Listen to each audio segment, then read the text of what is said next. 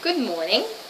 Let me answer your question first. A very good question. I like it. Why do I write such short, dismissive answers to your emails?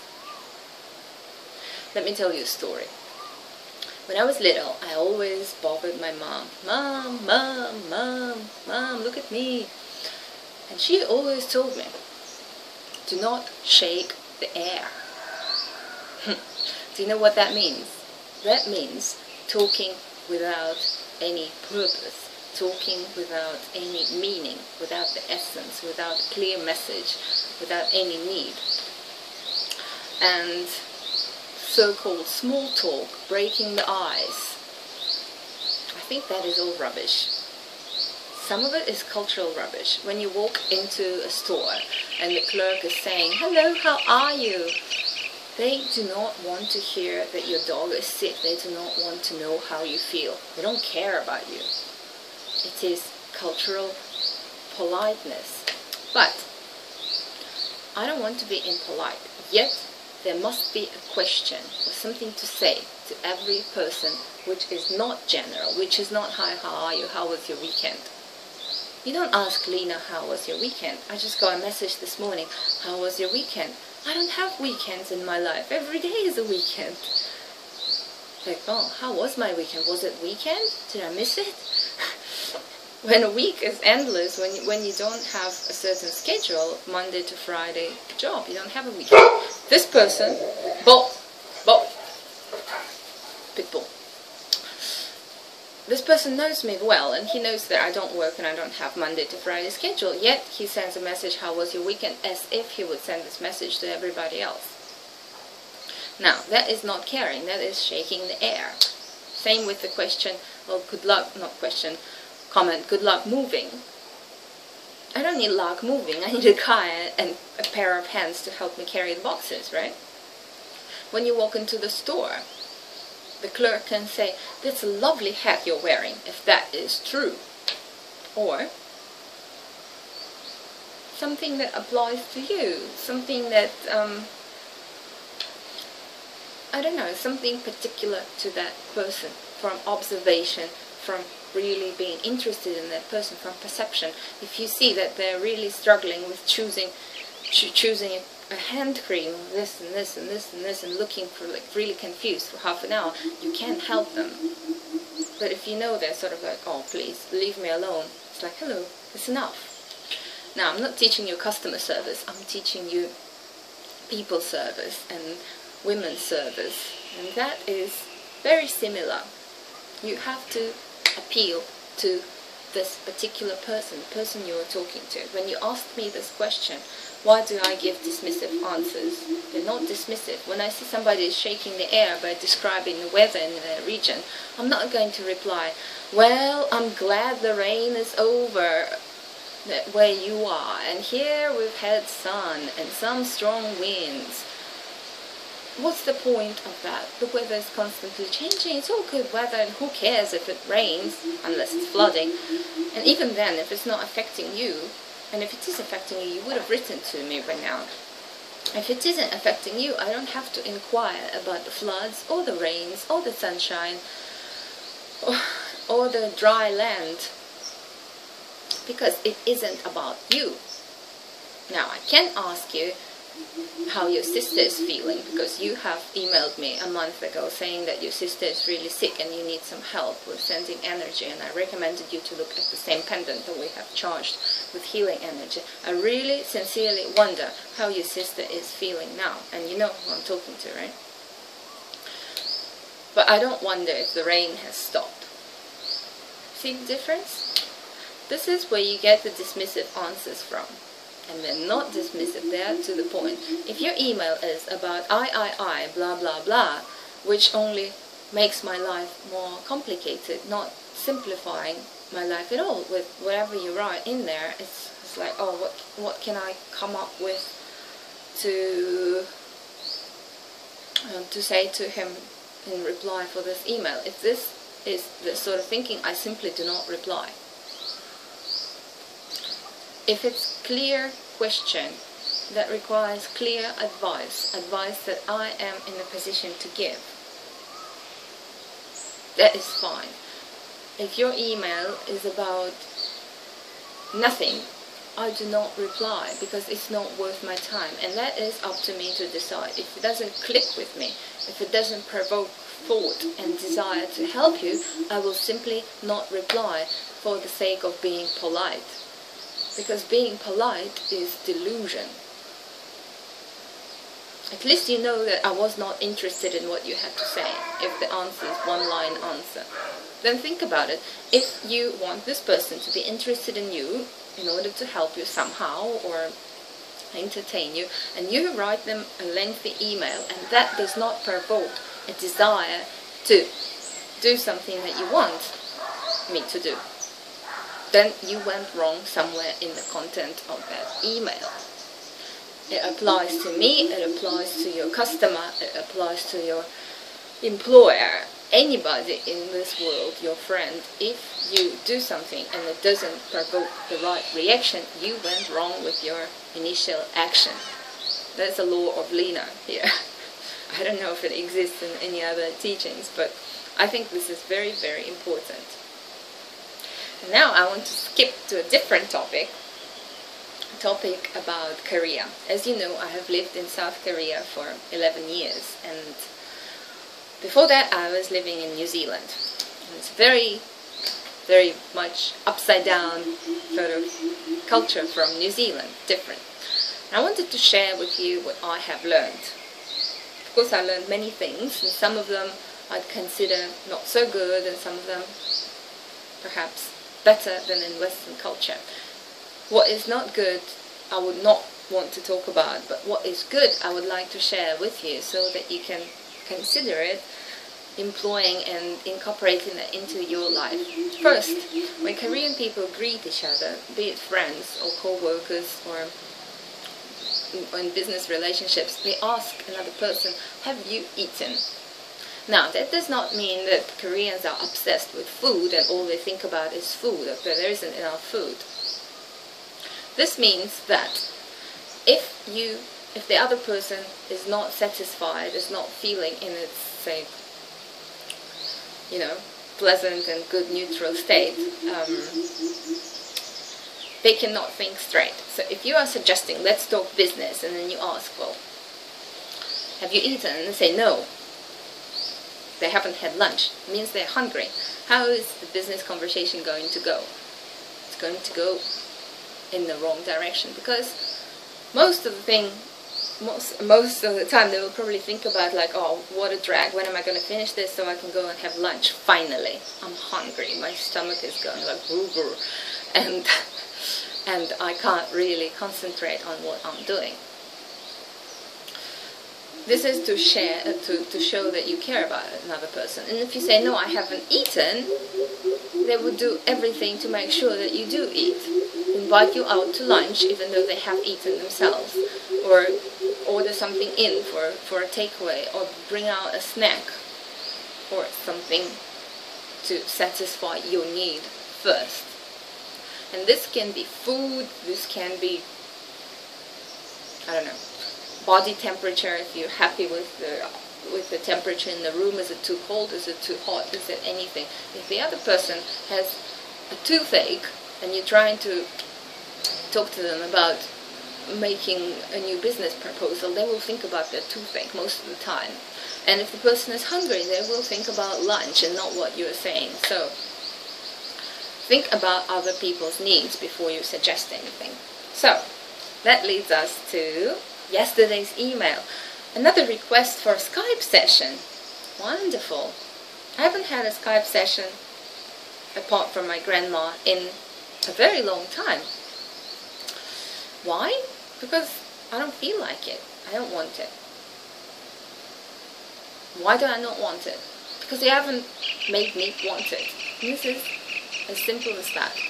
If you see some sort of need, if you satisfy that need, I will probably ask you for your Skype ID first and try to talk to and get in contact with you, because this desire to do something for you, because you have done something for me, is really bursting, and I want to reply. I want to do something for you too. I want to know more about you. This arouses interest, sincere interest in you. I want to talk to you. I want to see your face. I want to hear your voice. I want to know what kind of person you are, that you understand me, and that you are there helping me, that you can relate to what I say, and so on.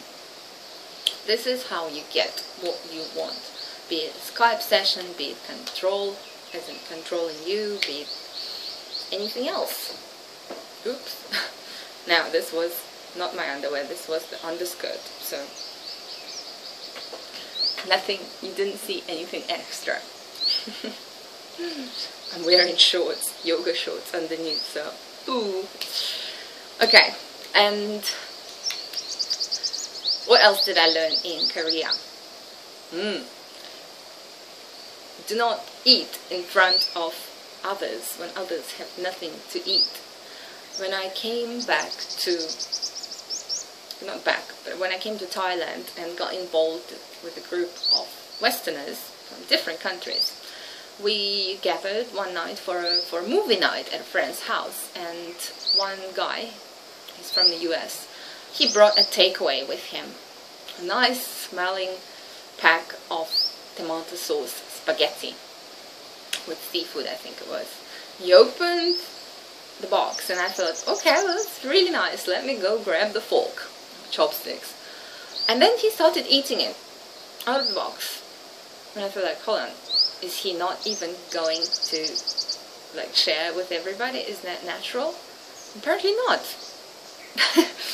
And this is so foreign to somebody who comes from Asian background, because even if you have an apple and there are 10 people in the room, you will either not eat an apple and put it away in your bag, or find a knife or a ruler to split the apple in 10 parts and offer. You would never like, oh, nobody wants an apple, right? Okay, and eat an apple. You will share. Not only food, everything else. If there is something nice that you have and other people do not, you share with the others. And I like that, because people are us. People is not me and others. People are us, and you are part of a group in every situation. Your work group, your friends group, your family group, and so on. A group of people waiting at a bus stop, a group of people stuck at a traffic light. You are part of the group. We are not so unique in the way we move around in our life, because we always stick to some other group of people, other people, right? So this was what surprised me a lot here, and I thought, wow, this is separation from others as its most, like the manifestation of selfishness. Like, sure, he's hungry, but I am too. And I'm sure some of the other people in the room are too. Okay, some of them might be vegetarians and they wouldn't even want to try the seafood spaghetti, but I would like to try it. And how rude is it to eat in front of others? Nice smelling food. I've never seen that guy ever again. Why? Because there is just such a unpleasant feeling towards somebody who is so self-centered and not concerned about other people around him. And he's still on an island, and I know where he lives and where he goes, but I wouldn't want to be in the same group with him unless he changes. And I'm sure he's not missing out, but I'm not missing out either.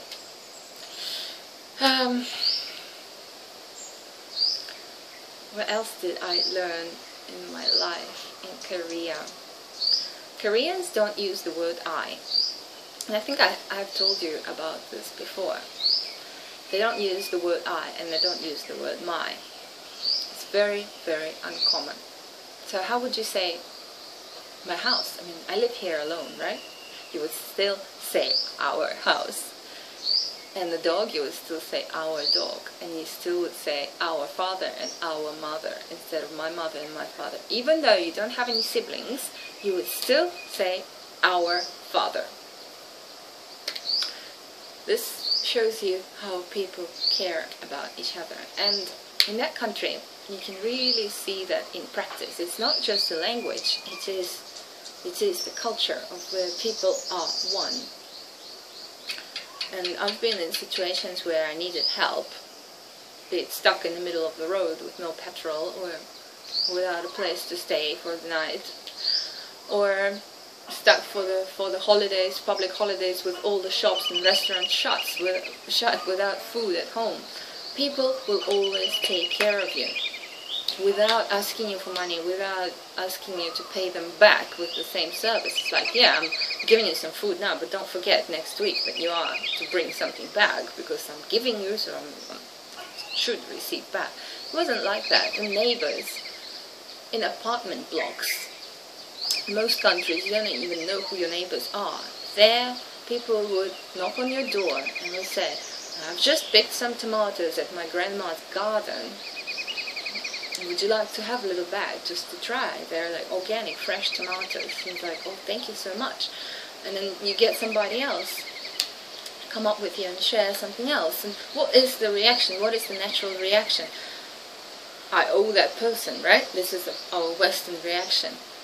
But what it is just an act of kindness that you should accept. And what you do next, when you get a box of apples for a good price, you think, well, what am I going to do alone with all these apples? Let me pack a little bag or two and give it to my neighbors. It doesn't matter if they're the same neighbors, they might be from a different floor. But share with other people when you can. It's better than have the apples, the rest of the apples, rot in the box, or not know where to put them in the house because they don't fit into the fridge. And there's always extra to go around.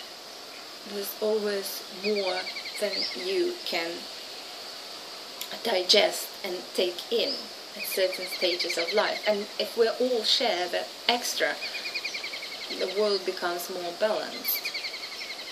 Be it money, be it anything else. But I prefer services, like pure services.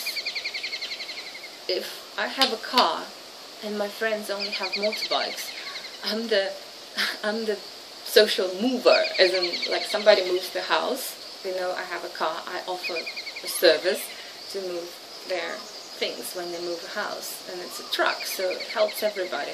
Or if somebody needs to go, like, say, to the hospital, which is on the other side of the island, and they're not feeling well, then the car is there to move them. And do I feel used? Do I feel taken advantage of? Sometimes when people take advantage of it is in a way they ask you way too often.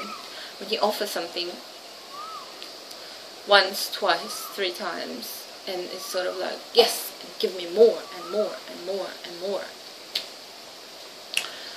In that case, you just have to say no politely, and that is fine. But usually people, reasonably, if they don't have this overwhelming sense of greed, usually they would take something and be very appreciative and thankful for what they have got, and then give to somebody else as well.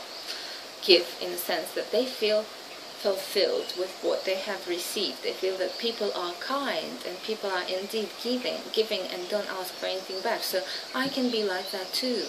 And people are like that. In our nature, we are very giving, kind, generous, sincere creatures. And yes, we all have bad experience in the past where somebody took something from us. Let it go. You're still you. They didn't take your arm or your leg. You're still you. You recovered. You got food in the fridge and you got a house to sleep in. Means you are fine, and the most comes from here. If you are fulfilled, no matter how much is taken away from you physically, you're still yourself. And you are feeling great. When I said goodbye to Korea last year, that was almost, wasn't even last time, more than a year ago. Anyway, I had a 3-bedroom apartment full of stuff. Furniture, bits and pieces, books, pictures, letters, old tickets from the zoo in Singapore, and all sorts of crap. Some valuable crap, some not so valuable crap. How am I going to take this with me wherever I go?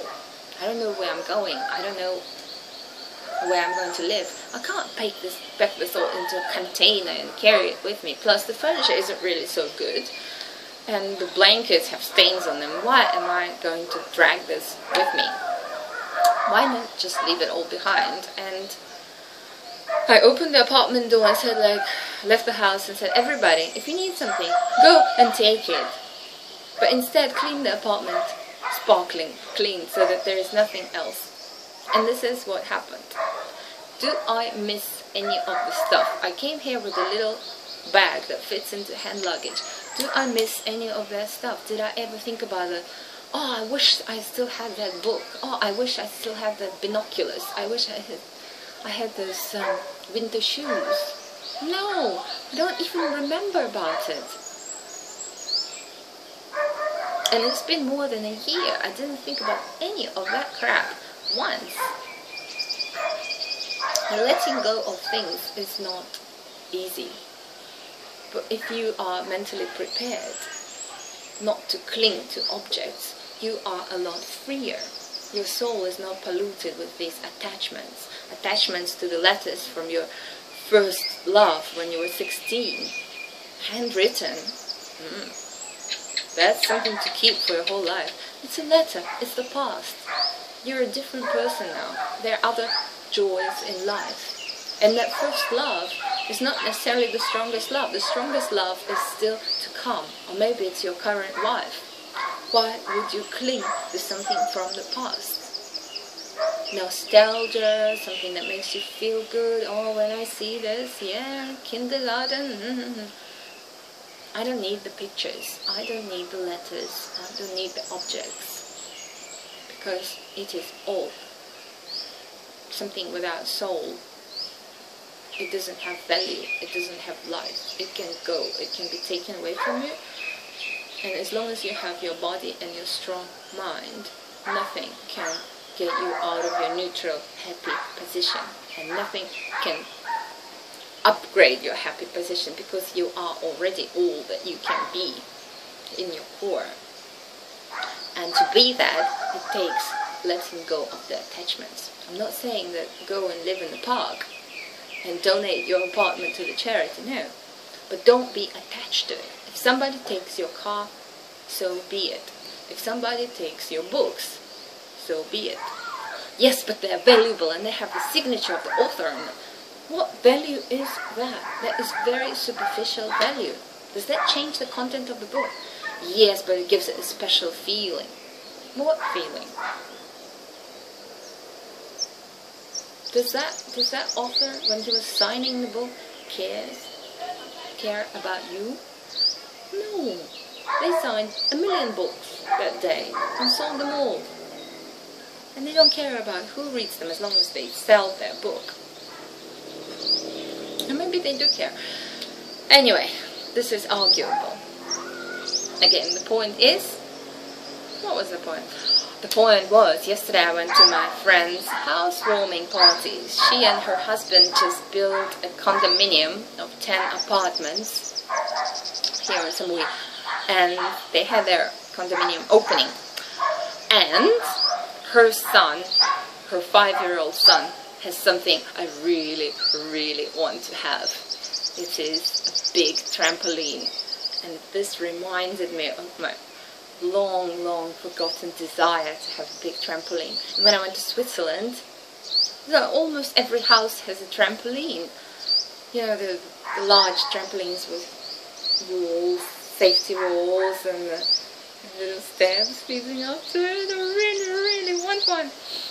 And I think in the next few days I'll be visiting that friend, you know, to chat about her life, of course, and use the trampoline. But I really want my own, and I've prepared the space for it outside here. And when the house is built, finally, on some piece of land, I will move the trampoline there.